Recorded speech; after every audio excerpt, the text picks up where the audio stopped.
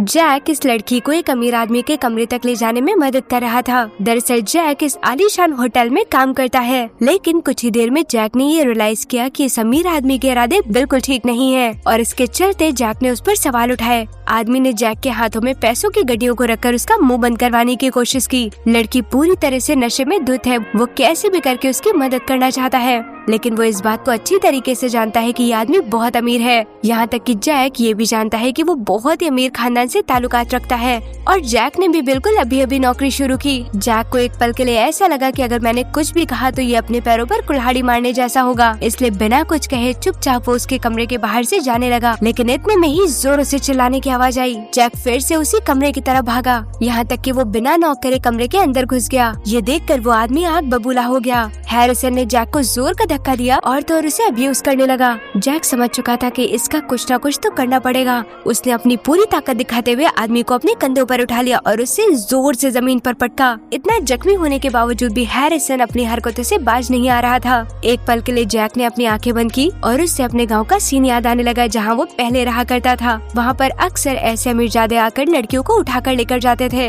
और ये सोचते ही जैक से रहा नहीं गया। जैक ने शाउट किया कि अब ये कभी नहीं होगा। उसने वहीं पड़े एक हथियार को उठाया और जैक के सर पर जोर से दे मारा और फिर क्या था, इसके चलते जैक की मौत हो गई।